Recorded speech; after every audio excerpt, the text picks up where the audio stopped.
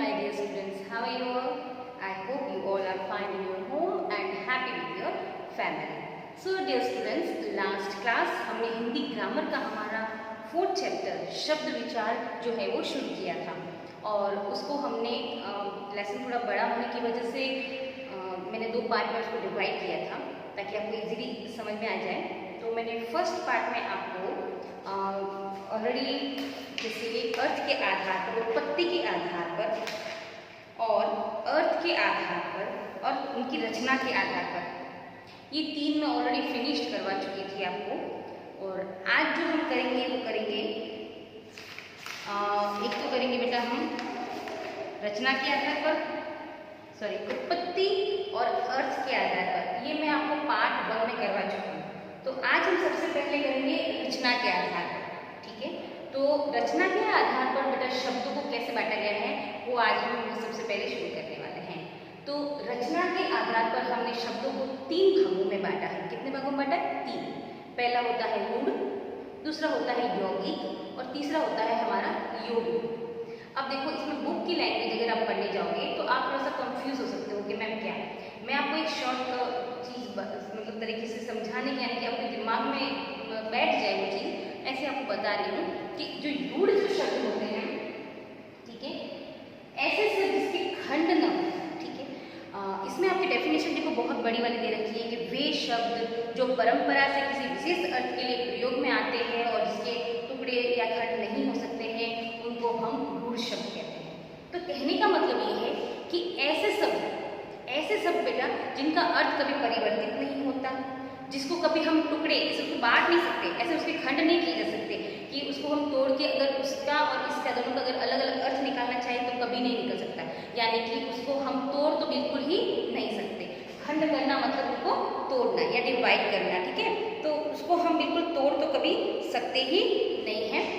तो उनको कहते हैं रूढ़ शब्द। रूढ़ शब्द के भी कहीं पर भी किसी भी काल, किसी भी वचन, इसमें कभी भी ऐसे मतलब परिवर्तन उसमें नहीं होता है ना। उनके अर्थ जो है वो निश्चित रहते हैं, परिवर्तन नहीं होता है उसके अंदर, निश्चित रहते हैं उसके अंदर। और उसके सबसे इम्पोर्टेंट जो थिंग है कि उसको हम टुकड़े नहीं किए जा सकते, जो बरसों से ऐसे चले आ रहे हैं।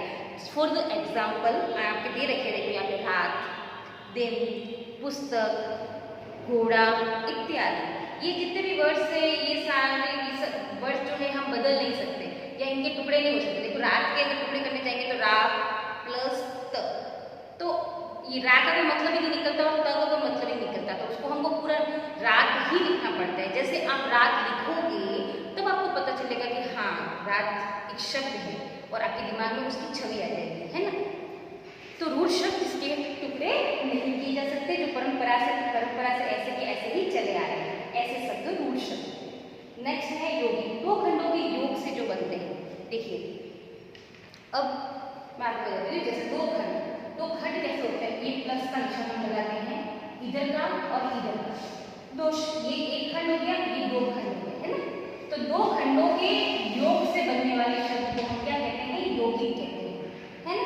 और यौगिक इसमें एक और कंडीशन है यौगिक शब्द में, ये वाला जो खंड होगा इसका भी एक अर्थ होगा और इस वाले खंड का भी एक अपना अर्थ होगा। अगर अर्थ में निकलेगा तो वो रूढ़ हो जाएंगे, ठीक है ना। अगर इसका अर्थ निकलेगा तो वो रूढ़ हो जाएगा, है ना। दोनों का जो अर्थ निकलता है और इनको जोड़ने पर भी उसका भी अर्थ निकलता है, व्यवस्थित अर्थ निकलता है, तो वो कौन से शब्द होते हैं? यौगिक शब्द होते हैं, है ना। फॉर द एग्जाम्पल देखो यहाँ पे बहुत सारे दे रखे हैं आपके, लाइक विद्या, सबसे बेस्ट एग्जाम्पल है विद्या प्लस आलय, है ना। विद्या प्लस आलय। विद्या आप अच्छे से जानते हो पढ़ाई, ठीक है, स्टडी, और आलय का मतलब होता है भवन, है ना, बिल्डिंग, है ना। मतलब ऐसा भवन जहाँ पर आप विद्या ग्रहण करते हो, ऐसा भवन जहाँ पर आप विद्या ग्रहण करते हो क्या कहलाता है? विद्यालय कहलाता है, यानी स्कूल कहलाता है ना। तो देखिए इसका भी मतलब यही, विद्या यानी पढ़ाई, आलय का मतलब भवन और विद्यालय का मतलब पढ़ाई जहाँ हम करते हैं वो वाला भवन, है ना। तो तीनों का अर्थ निकलता है, वो शब्द होते हैं यौगिक। ओके, इसके 2 खंडों के भी अलग अलग अर्थ निकलते हो और उसके जोड़ने के बाद भी उसका एक विशेष अर्थ, एक मतलब अर्थ निकलता है, विशेष अर्थ योग रूप में जाएगा, एक अर्थ निकलता हो उसको हम यौगिक शब्द कहते हैं। ओके, समझ में आ गया? ये है आपका यौगिक शब्द। उसके बाद एक बात आती है आपकी योग।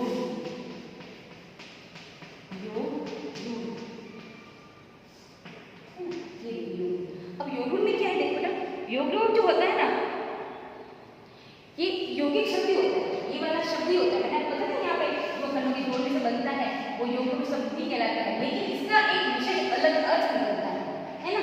अब जैसे विद्यालय यौगिक है, लेकिन देखो जैसे मैं योग का एग्जाम्पल लिखूंगी ना, तब आपको समझ में आ जाएगा कि हाँ मैडम ये योग शब्द है। देखिए जैसे कि आप संस्कृत में या हिंदी में आपने बहुव्रीहि समास पढ़ा होगा। बहुव्रीहि समास पढ़ा है ना, कि जिसका एक सेंटेंस आता है लेकिन उसका मतलब जैसे कि नीला है कंठ जिसका, तो उसका एक अलग अर्थ निकलता है। क्या निकलता है? नीलकंठ। और नीलकंठ का मतलब क्या होता है? भगवान शिव। लंबा है उदर जिसका, तो गजानन। लंबोदर, लंबोदर किसके लिए? गणेश के लिए। तो ये जो बहुव्रीहि समास और आपका योग, ये सिमिलर ही है, मिलता जुलता है। देखो इसमें भी यही आएगा। देखो यौगिक होते हुए भी जो शब्द विशेष अर्थ का बोध कराते हैं उन्हें योग कहते हैं। जैसे पंकज अर्थात कमल, नीलकंठ अर्थात शिव। ठीक है, तो पंकज इसका मतलब क्या होता है? इसका अलग ही मतलब होता है। क्या मतलब होता है? कमल, है ना। नीलकंठ हम लिखते हैं, नीलकंठ, तो इसका मतलब क्या होता है? भगवान शिव। लंबोदर लिखते हैं हम, इसका मतलब क्या होता है? गणेश। पीतांबर लिखते हैं, पीला है अंबर जिसका, या अंबर का मतलब होता है कपड़े, पीले हैं जिसके कपड़े, वो विष्णु भगवान। ऐसे तो ये जिसका एक अलग अर्थ निकलता है, ऐसे जो वर्ड्स होते हैं ना, ये होते हैं हमारे योगरूढ़ शब्द। ठीक है, साफ करते जाते हैं कि इतना सारा यहाँ पे बोर्ड पे खाया नहीं। ओके,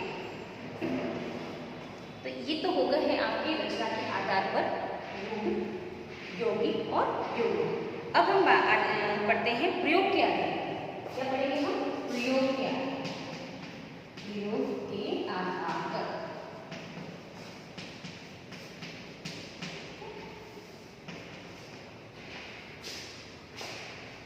सामान्य बहुत इजी है, प्रयोग के आधार पर बहुत इजी है। जो हम एवरीडे जो प्रयोग करते हैं शब्दों को, उनके आधार पर शब्दों को किस तरह से बांटा गया है वो यहाँ पर बताया है।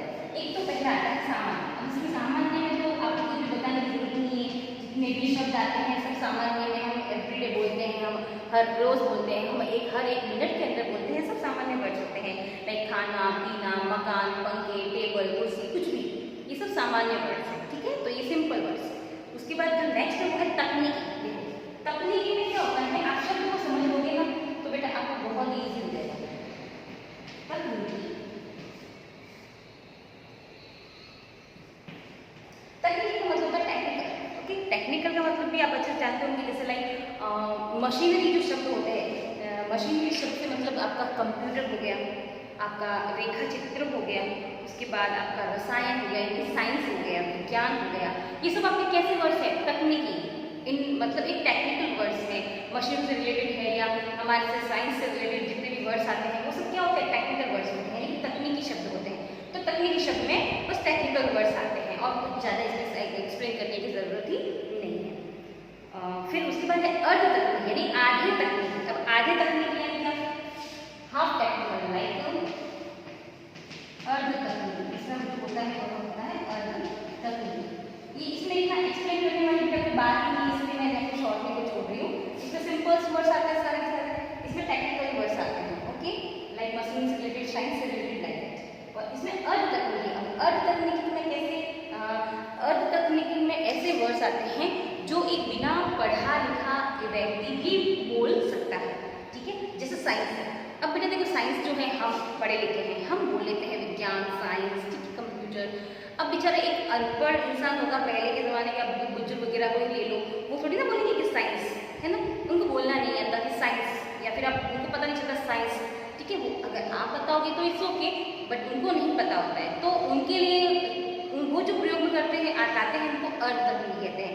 ऐसे वर्ड्स जो बिना पढ़ा लिखा मतलब आम आदमी भी बोल सकता है, तो वो है आपकी, जैसे कि अर्ध तकनीकी में आपके आ गए चुनाव, चुनाव, नाटक, और एक है आपका रेखा चित्र नहीं, तकनीकी में नाटक कानून, ये कानून हो गया आपका। ये 3 वर्ड यहाँ पे रखे हैं, तो आप थोड़ा सा बस दिमाग में रखिएगा। ये यहाँ पर जो ये चीज़ें जो है ये ज़्यादा एक्सप्लेन करने की आती नहीं है, इसलिए मैंने आपको यहाँ पर थोड़ा सा कम ही डिटेल में समझाया है। सामान्य वर्ड्स, सिंपल वर्ड्स आ जाते हैं, तकनीकी सारे प्रैक्टिकल्स वर्ड्स आते हैं, और अर्ध तकनीकी में ऐसे वर्ड्स आते हैं जो आम आदमी भी बोल लेता है, लाइक चुनाव, नाटक, कानून इत्यादि। Okay, now next and last आपके हैं व्याकरणिक आधार पर। यहाँ लिख दीजिए मैं व्याकरण के आधार पर, व्याकरण क्या है, ठीक है।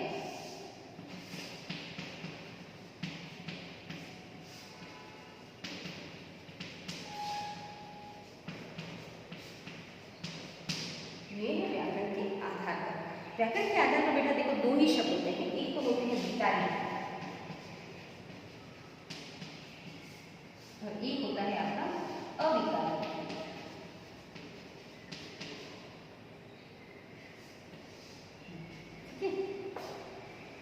देखो इसकी डेफिनेशन बहुत इजी है। विकारी जो होते हैं ना, इसमें वे शब्द जो अपना रूप, वचन, काल, समय या कारक किसी के भी अकॉर्डिंग बदलता रहता है। जैसे कि देख लो आप, लड़का हो गया, ठीक है, एक शब्द बता रही हूँ, एग्जाम्पल बता रही हूँ, लड़का। अब इसका वचन बदलना है तो हम क्या लिख लेंगे, लड़की, ठीक है। उसके बाद जैसे बालिका, तो इसका वचन बदलना है तो बालिकाएं, ठीक है, इस तरह से। तो मतलब ऐसे वर्ड्स जिनका रूप, काल, वचन, लिंग, कारक इनके अनुसार बदलता रहता है, यानी जो अपना रूप बदलते रहते हैं वो होता है विकारी। इनके अंदर विकार उत्पन्न होता है। ऐसे शब्द जिनके समय के अनुसार उसमें विकार उत्पन्न होता है, यानी परिवर्तन हो जाता है, वो होते हैं विकारी। परिवर्तन संभव है, यहाँ पे शॉर्ट में लिख रही हूं, परिवर्तन होता है, ठीक है, शॉर्ट में समझाया। और डेफिनेशन फुल इसकी इस तरह से है कि ऐसे शब्द जिनके समय के अनुसार, काल के अनुसार, वचन के अनुसार, लिंग के अनुसार इनका जो परिवर्तन है वो होता रहता है, वो विकारी शब्द कहते हैं। और जैसे संज्ञा, सर्वनाम ले लो, विशेषण ले लो, क्रिया ले लो, इन सब में जितने भी वर्ड्स आते हैं वो सब अपनी स्थिति के अनुसार बदलते रहते हैं। और एक है अविकारी शब्द। अब ये इसका जस्ट अपोजिट है बेटा, उल्टा है। अविकारी शब्द वे होते हैं जो अपना मतलब रूप जो है वो कभी नहीं बदलते, यानी वो वैसे के वैसे ही चलते हैं। संख्या, सर्वनाम वगैरह ये तो होते हैं विकारी के अंतर्गत आते हैं। और अविकारी के अंतर्गत आते हैं आपके क्रिया विशेषण, संबंध बोधक या समुच्चय बोधक और विस्मयादि बोधक। अब देखिए विस्मयादि बोधक में मैं आपको बता देती हूँ, देखिए इस तरह ये 4 भी वर्ड्स आते हैं ना आपके, जैसे क्रिया विशेषण आ गया है ना, क्रिया की विशेषता बताने वाला, ठीक है, यानी कि क्रिया है, यहाँ पे घोड़ा है, अच्छा घोड़ा चलता है। मैं आपको एक एग्जाम्पल बताती हूँ, जैसे घोड़ा दौड़ रहा है, ठीक है, तो यहाँ मैंने लिख दिया काला घोड़ा दौड़ रहा है, काला घोड़ा दौड़ रहा है, ये सेंटेंस है। तो ये तो क्या दौड़ रहा है, ये क्रिया है, और क्रिया की विशेषता क्या है, वो काला, ठीक है, सॉरी संज्ञा की विशेषता क्या है, काला, काला घोड़ा है। तो यहाँ काला ये संज्ञा की विशेषता होगी, घोड़ा काला घोड़ा तेज दौड़ रहा है, तेज, ये क्रिया की विशेषता होगी। दौड़ रहा है वो, यानी कि वो क्रिया है, ठीक है, लेकिन उस क्रिया की विशेषता क्या है, तेज दौड़ रहा है, काला घोड़ा तेज दौड़ रहा है। तो ये जो तेज है ना, अब आप मुझे बताओ कि तेज वर्ड है, अब तेज का अगर वचन परिवर्तन करना होगा तो होगा, लिंग परिवर्तन करना होगा तो होगा, नहीं होगा, कुछ भी परिवर्तन नहीं। तेज हमेशा तेज ही रहेगा, फास्ट हमेशा फास्ट ही रहेगा, ठीक है। इसमें क्रिया विशेषण में, तो कहने का मतलब ये है बेटा कि क्रिया विशेषण में समुच्चय बोधक, यानी ऐसे वर्ड आते हैं ना आपके सेंटेंस में, ज्यों का त्यों, ज्यों त्यों, ठीक है, रात दिन, ठीक है, उसके बाद जैसे करनी भरनी, ऐसे बहुत सारे बेटा वर्ड्स ऐसे आते हैं आपके बीच बीच में, समुच्चय बोधक होते हैं। फिर हे राम, हे राम, ये विस्मयादि बोधक, ये चिन्ह लगता है, आपको पता है विस्मयादि बोधक है, ये चिन्ह विस्मयादि बोधक का, जहाँ ये लगता है वहाँ समझ जाना चाहिए वहाँ विस्मयादि बोधक का चिन्ह है। तो कहने का मतलब ये है कि जो ये 4 वर्ड्स है ना बेटा, देखो क्रिया विशेषण हो गया, संबंध बोधक हो गया, आपके समुच्चय बोधक हो गया और आपके विस्मयादि बोधक हो गया, इनके अंदर कभी भी परिवर्तन नहीं होता है, इसीलिए इसका नाम है अविकारी, यानी विकार उत्पन्न नहीं होता है। और विकारी जिसमें परिवर्तन होता है, जिसमें विकार उत्पन्न होता है, ठीक है। तो इसमें परिवर्तन हो सकता है लेकिन इसमें परिवर्तन नहीं होता। ठीक है, तो ये है विकारी, इसमें विकार उत्पन्न होते हैं, और अविकारी जिसमें विकार उत्पन्न नहीं होते हैं। ये है आपका व्याकरण के आधार पर 2 शब्दों में बांटा हुआ जो है वो शब्दों का यहाँ पे विश्लेषण। ठीक है बेटा, तो इसी के साथ आपका जो ये लेसन है वो तो कंप्लीट हो चुका है। अब मैं इसी लेसन के बाद अभी आपको थोड़ी देर में आपकी एक्सरसाइज जो है यानी क्वेश्चन आंसर्स और एक्सरसाइज जो है वो सेंड कर दूँगी, ताकि ये आज का आपका जो चैप्टर है वो फिनिश हो जाएगा। नेक्स्ट वीक हम नया लेसन शुरू करने वाले हैं। ओके बेटा, तो till then childrens, bye bye, have a good day.